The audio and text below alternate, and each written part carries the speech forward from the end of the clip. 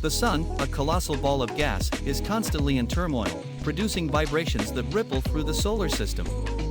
These vibrations create sound waves, but here's the twist: space is a vacuum, devoid of air, which means those waves can't travel to our ears. Imagine the sun's roar, a symphony of cosmic energy, forever out of reach. Scientists have converted these inaudible frequencies into sounds we can hear, revealing a haunting melody of solar flares and magnetic storms. It's a reminder that the universe sings a tune, one we can only experience through the lens of technology. The sun is alive with sound, a cosmic heartbeat echoing in silence, waiting for us to listen.